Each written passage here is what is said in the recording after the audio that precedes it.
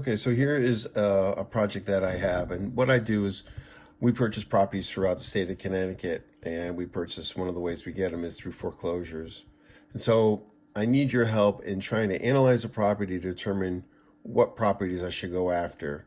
So there's a website that I go to, and I'll provide you with that information. And I have someone who provides me with a report every week. They go through the website and they provide me with a report that looks like this. And so their property or this report will have comments about whether or not there's equity in the property, who the plaintiff, who's foreclosing on it, the address, the name of the attorney, which is a committee that's conducting the foreclosure sale, and various information here. And so what I need you to do is take this data and analyze it. So with foreclosure sales, you actually have to physically be at the property. So I need you to help me figure out what property should I go after. And the foreclosures happen every Saturday, but the analysis really happens throughout the week.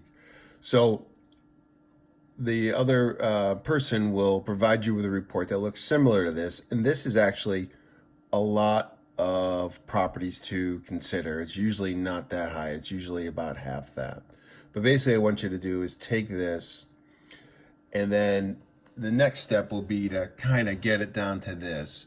So basically, here it's broken down where these are the properties that probably should consider, and it's based on equity. So what happens is sometimes maybe the value of the property, like over here, is worth this amount.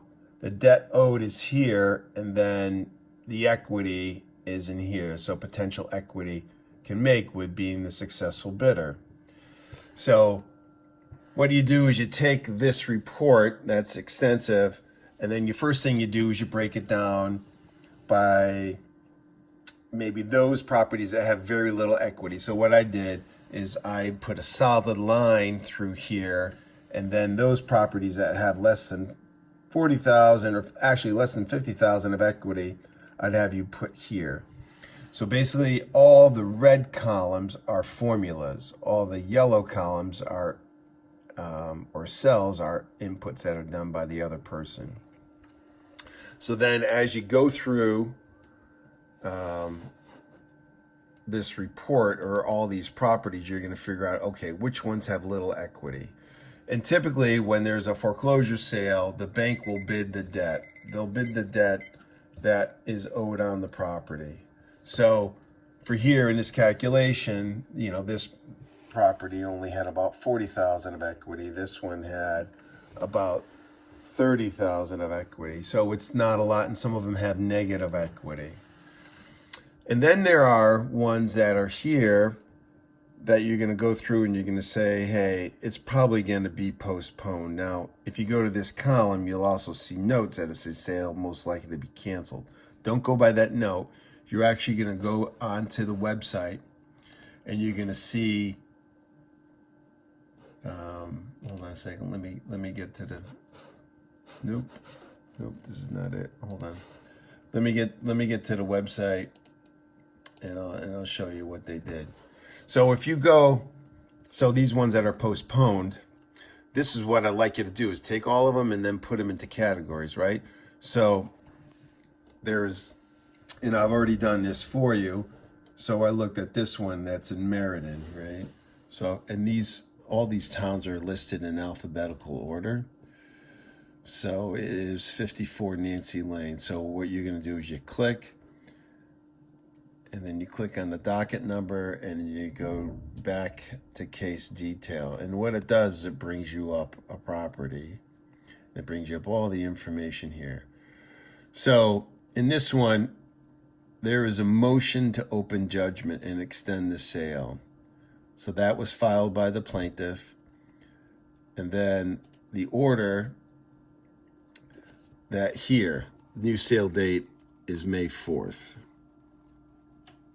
So that was just entered in.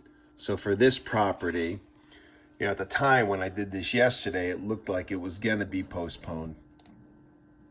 So this property, the fact that it's now been postponed, you'll just delete it from the report because it actually was postponed. But let me show you another one where it's here. Let's go to this one that's in Bristol. It's 18th 4th Street in Bristol, right? So if I go, I hit the back button, and I go to the town of Bristol here, and I look at, here it is, 18th 4th Street. You look at the full notice, and then you click on docket number, and then you go here and you do case detail, and you go down. And so here you'll see defendant has opened a judgment to extend the sale. So basically they filed, they want to have the sale postponed. And so today is on a Thursday, and the court has not made a decision on it yet.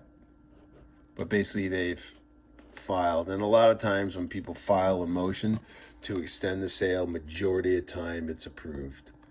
So for this one, put it under here where it's probably postponed. And so that is a property I won't evaluate. Now, there is a lot of times where foreclosure sales will be canceled, and a lot of times condo associations will file a motion because the person hasn't paid condo fees. So in situations like this, I would say 99% of the time the foreclosure is canceled. So for here, the person has a property that has a value of $111,000, and they owe $4,900 in that's the plaintiff who's filing against the defendant, the homeowner, that they owe that. There's no way a homeowner is not going to pay the $4,900 and lose $107,000 in equity. There's just not going to happen. And so what a lot of times happens is at the last minute on a Friday, the day before the foreclosure sale, the homeowner will go ahead and pay off the debt. So for these, although they haven't been canceled yet, it's most likely going to be canceled. So what I don't want to do is any further evaluation on this property to see whether or not it'll be canceled. And you can see here, then there's, I did do another one that was canceled. Why don't we just take a look at that?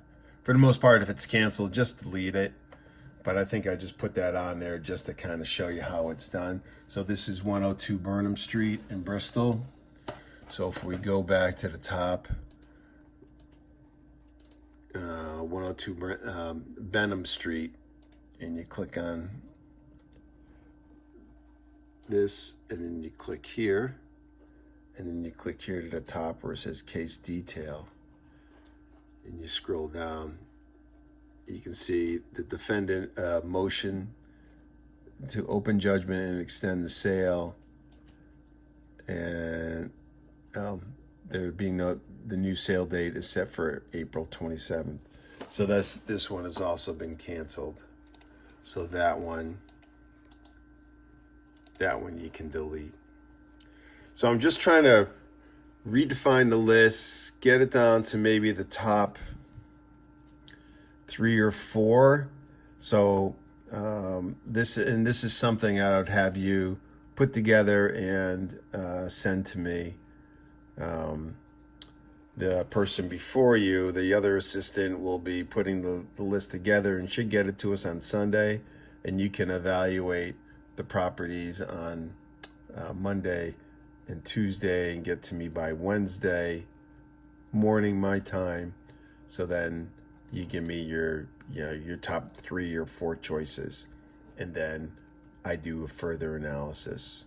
But let me end this video, and then I will send you a further video.